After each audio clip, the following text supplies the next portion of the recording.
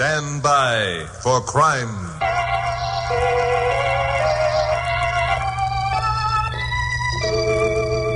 Hi, Chuck Morgan, KLP newscaster speaking. You know, for the most part, people associate deeds of crime with the male of the species. Unfortunately, that isn't always the case. The story you're about to hear concerns a woman, one of the most ruthless and cunning of any of the hardened gangsters I've ever run afoul of during all my years as a reporter here in L.A. The opening incident of the story took place in a deserted warehouse some weeks ago. A man and a woman were target practicing with a revolver. Okay, Nick. Wait a minute. I'll take a look at the target.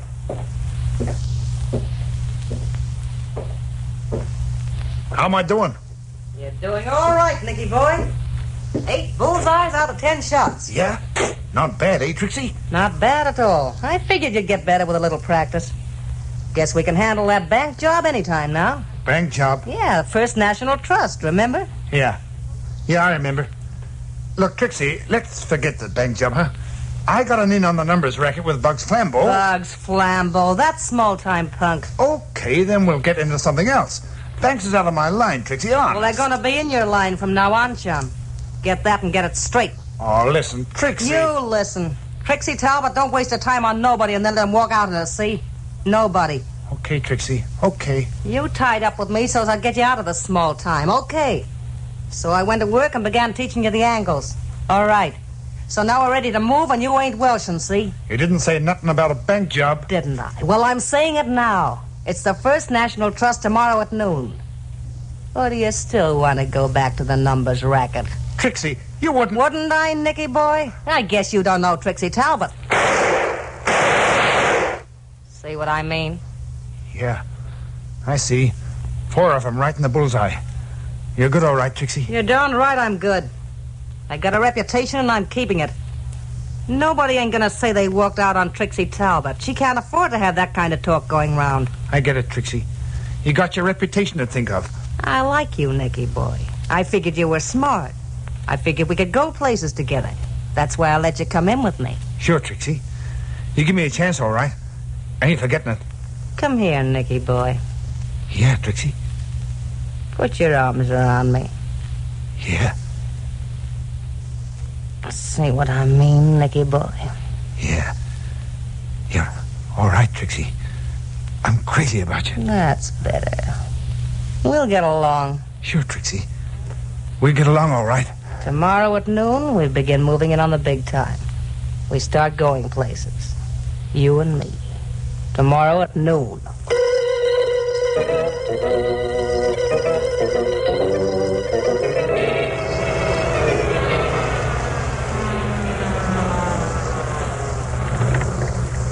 This is it, Nicky boy. Yeah. All set? Sure.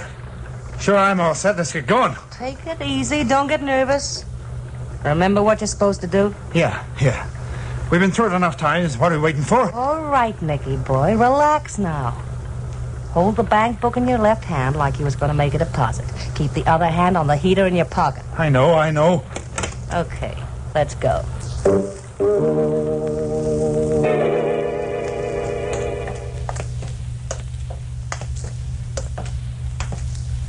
Hey, there's a cop. Shut up. That guy'd fall over in a faint if he thought there was going to be a stick-up. Here we are, dear. Give the man your book. Yeah. Okay, pal. This is a stick-up. Don't move or you get it. Yes, sir. What do you want? What do you think we want, chump? Shove that folding green stuff this way. Yes, ma'am. Okay. Now go into the vault and bring out everything you can carry. Forget that, Trixie. We got all we Shut can up. take. Go on, you. Yes, ma'am. And don't forget there's a gun pointing at your back. Trixie, look. That cop. Forget the cop, I said. He ain't He's onto us. He can see. All right, you two, drop those guns. Why, you dumb flatfoot. Trixie, don't. Grab that door and let's get out of here. Why, these dumb punks. Let him have it, Nick. No, we shouldn't. Give it to him, Nick. Give it to him. We'll show him. Dirty punks.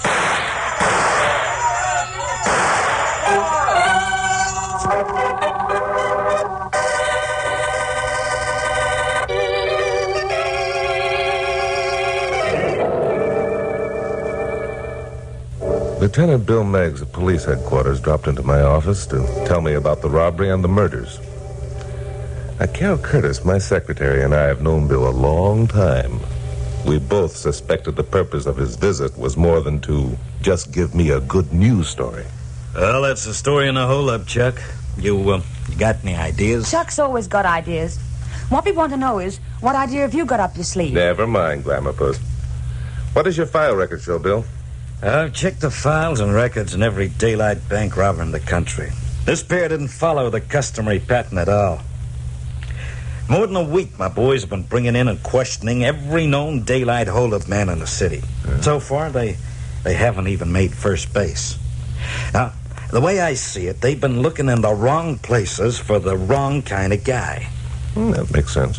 Yesterday, a young trooper, Sidney Richards, in an upstate town, he noticed some smoke and some signs of life coming from what he supposed was an abandoned house.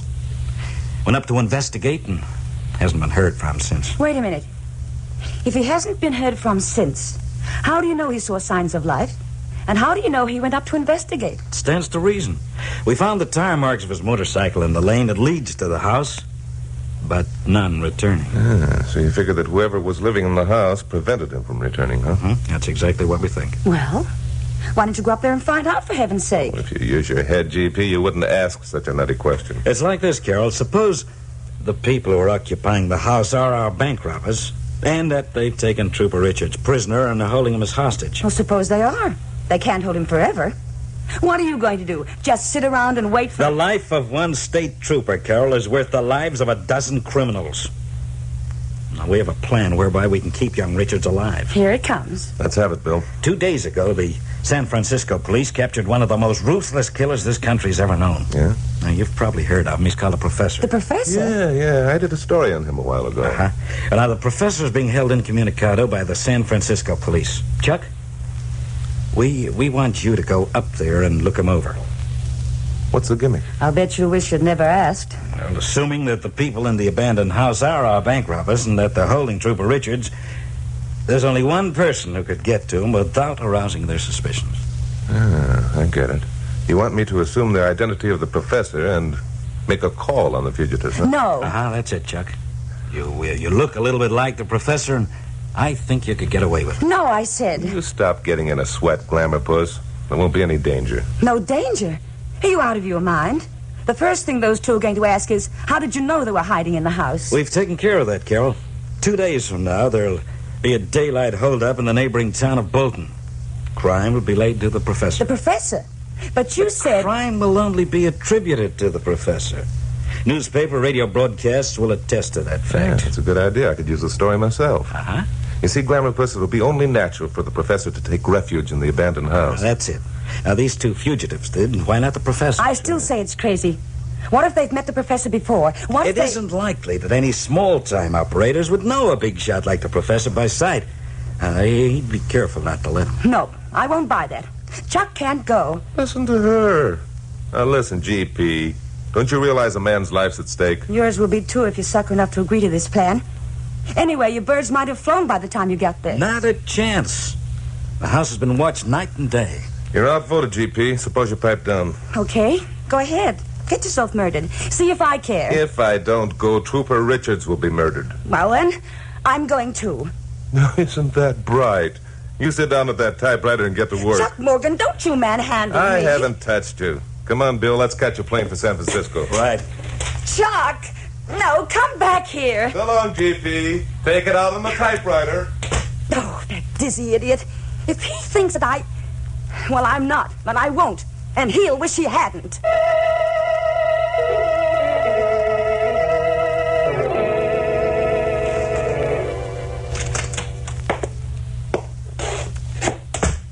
Hi, Nicky boy. Come on in. How's Trooper Richards this morning? Okay, I guess. Look, Trixie, do we have to keep that guy tied up all the time? Do we have to keep him tied up? Nicky boy, sometimes I think you got softening of the brain. Okay, maybe I have. Maybe having to stay here cooped up in this lousy dump's driving me nuts. Maybe... Shut up. No, I want to get out of here. I was a sucker to listen to you in the first place. You got anything else to say, Nicky boy? Oh, Trixie, put that gun away. Yeah, I'll put it away. One more crack out of you, chum, and the next time I won't miss. Okay, Trixie. Okay. You don't need to worry about me. I better not need to worry about you, you dumb punk. Why, if it wasn't for me, you'd be cooling your heels in a cell right now. I know it, Trixie. You're right. Forget I said anything, will you? If we could only get out of here. We'll get out when the heat's off, not until. But suppose they find us. Don't be a dope. I've had this hideaway case for weeks. Nobody won't find us here. The motor cop did. All right, so the motor cop found us. Why? Because you were dumb enough to light a fire. Why, just for that I ought to shoot your ears off. Okay. I already admitted it was my fault, didn't I? That's a big help admitting it. How do I know you won't pull some other dumb trick? I won't, Trixie, so help me. You wouldn't want to. How long do we have to stay here anyway? Well, maybe tomorrow, maybe the next day. Depends on how things look. 2 more days. Look, Trixie, that cop's going to be missed. They'll come looking for him. Let him. We're in the driver's seat no matter which way you figure it. Anybody comes here looking for that cop, we make a deal with him. His life for ours. Now quit worrying, will you? We're doing okay. I guess you're right. Besides, if they was looking for the cop, we'd have heard it on the portable radio. Sure we would. Turn it on. Let's have some music. Okay, Trixie. And it has now become definitely established that the lone bandit who shot and killed the paymaster at the Roberts oil fields was the gangster known as the Professor. State police are making an intensive search of the countryside near Bolton. Well, how do you like that? The professor's operating again. And in Bolton, too. The professor? I thought he was laying low after the Chicago job. Looks like he got tired of laying low. Huh. Them dumb cops thinking they can catch the professor. Mickey boy, there's a character I'd like to meet. Him and me could go places together. Yes, sir. There's a guy who's got what it takes. You ain't never met him, Trixie? Of course I ain't, and there's few that have. He's a smart operator, that lad. Mickey boy, you ought to study the professor's technique. Maybe you'd get someplace. Ah, Trixie, ain't I doing all right? That professor. Yes, sir. Him and me could really go places together. Hey, Trixie, listen. It's an automobile. Look, it's coming up the lane. It's the cops. I knew they'd Shut come. up. They'll get us. We ain't got a chance. I knew they... Shut up, I said. You dumb cluck. That ain't no cop. What do you mean? It ain't the cops. Because there's only one of them. You think a cop would come driving up here in broad daylight like that? A trooper did. Nuts. This is some punk who's lost his way or maybe wants a drink of water or something.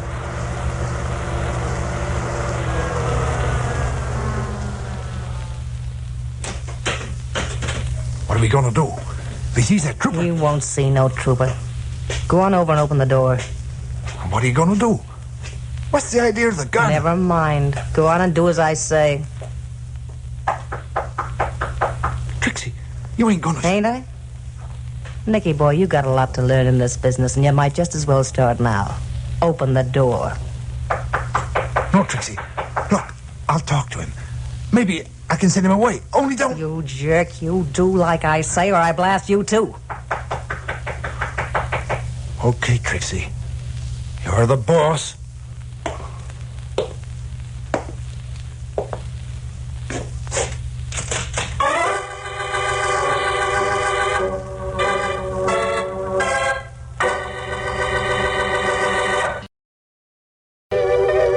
Now, the conclusion of Stand By for Crime.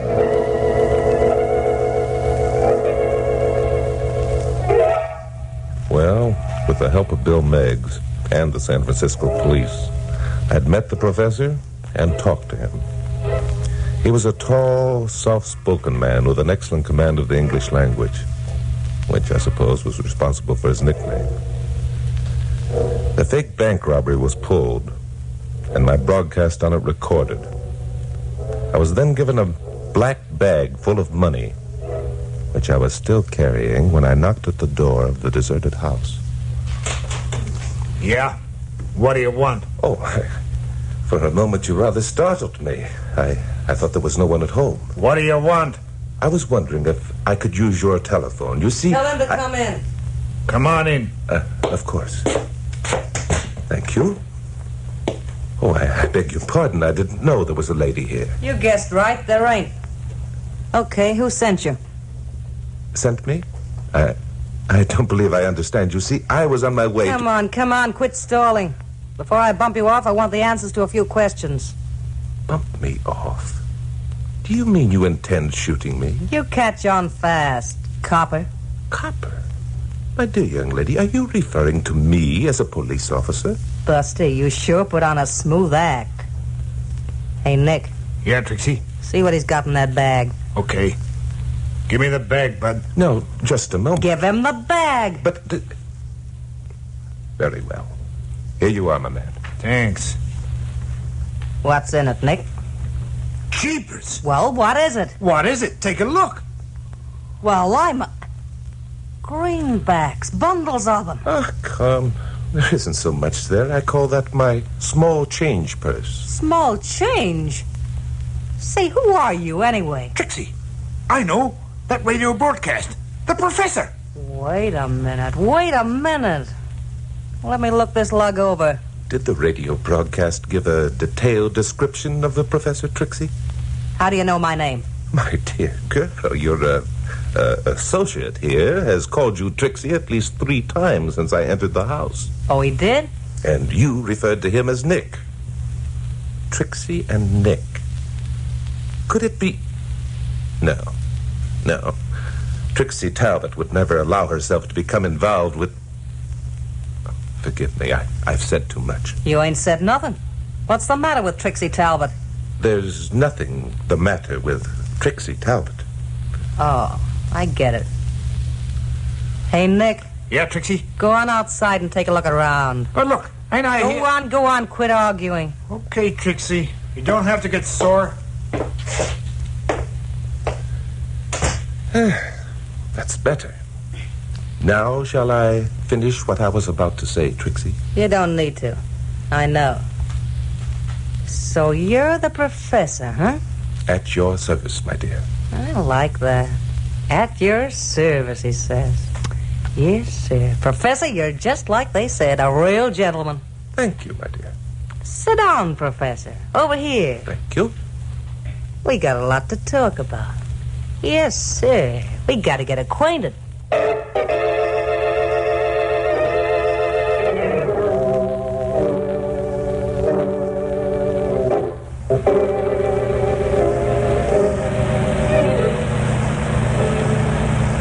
Can't you drive a little faster, Bill? Chuck may be dead by now. If he's dead, then there's no need of driving faster. Very funny. You cops are all alike, cold-blooded. Take it easy, Carol. Your boyfriend can take care of himself. I'm worried. One of those hold-up artists was a woman, don't forget. Ah, so that's what you're worried about. All that and other things. What other things? Well, suppose Chuck doesn't get away with his elect. Suppose they know he isn't the professor. In that case, as you yourself pointed out, he's dead. Oh, you... Sorry, but there's no need getting into a sweat until we know there's something to worry about. Bill Meggs, you're heartless. Either that or you've never been in love. Well, there it is. There what is? Oh, the house. You sure? Sure, I'm sure. I've checked it enough times during the past few days. What are we stopping for? Aren't we going up there and save Chuck? Oh, sure. We'll drive right up the lane, blowing the horn so they'll know we're coming. You don't have to be sarcastic. Oh, Bill, I'm scared. So am I. Okay, how'd you get? What are we going to do? Don't know yet. Let's take a look around.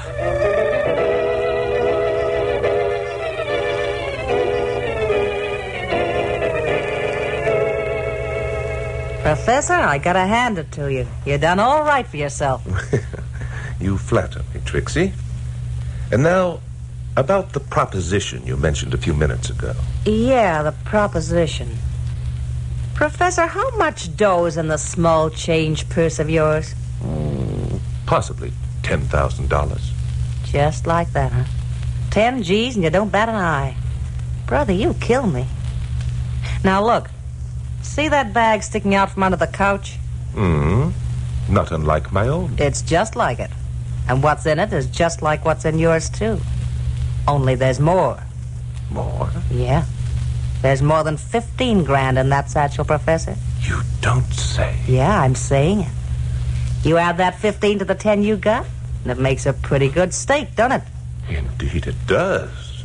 Yes, a very good stake, Trixie. You get it then? We start out with 25 grand, see? You and me together. But, my dear girl, I have only 10. Sure, so I chip in 5 more than you, okay. You got brains, you got fancy talk. You're a smart operator. I need a guy like you. We could go places together. Is it a deal?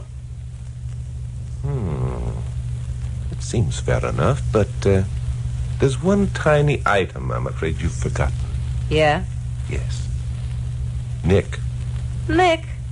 Oh, don't be a dope, Professor. You and me know how to handle guys like Nick. Why, when someone gets in our way, we just... Trixie, there's a guy in a bait sneaking up through the woods. What? They're coming here. Cops. Let me see.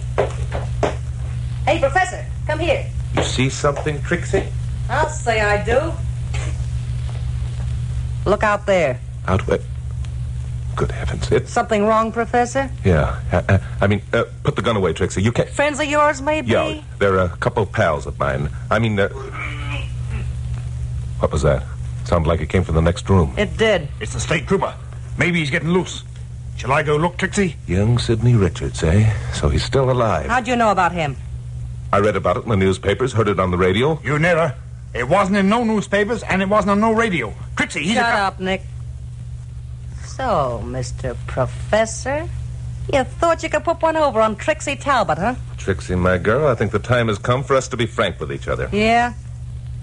Nick, Yeah, Trixie. go out the back way and take care of them two outside. Stay here, Nick. If you do as Trixie says, you'll regret it. I'm telling you. Pipe down, you. Go on, Nick. Do like I say. Listen, Trixie. You gonna obey orders, Nicky boy? I'm going, Trixie. You don't have to get sore. Now, Professor, this is going to be a pleasure. You'll get twice as much pleasure if you let me explain who I am. For a guy who's going to be rubbed out, you got a nerve, mister. Who are you, anyway? The name is Morgan. Chuck Morgan, the newscaster. Chuck Morgan? Well, what do you know? I thought that voice sounded familiar, but it doesn't... Well, that takes care of your friends, Mr. Morgan.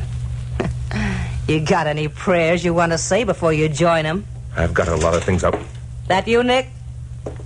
Come on in. I want you to watch this. Tough, Trixie. That guy behind you isn't Nick. No? Don't try to kid me, pal. All right, Nick, speak up. The name isn't Nick, lady. Drop the gun. Why, you... Too bad, Trixie.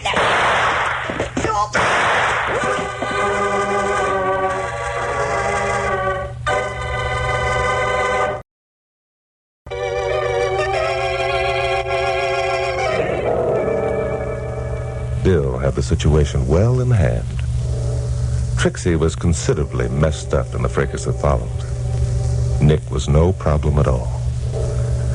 We found Trooper Richards uncomfortable, but unharmed. Carol and I got back to the office with only an hour to go before my late broadcast. So I started dictating the facts at once. Wait a minute, Chucky boy. Well, You don't expect your listeners to believe that stuff, do you? what stuff? That it was a woman who influenced Nick to turn bank robber? I certainly do. If it hadn't been for Trixie's influence, Nick never would have. Nuts. How was that? I said nuts. I thought you said. Women never influence men to do anything. Men are stubborn and self-centered and Yeah? absolute... Come over here, Glamour Puss.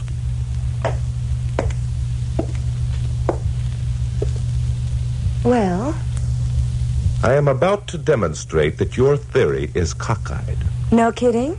No kidding. Now, I'd planned on going bowling after tonight's broadcast. Why don't you influence me to take you out dancing instead? Hey, that's a good idea. Pucker up.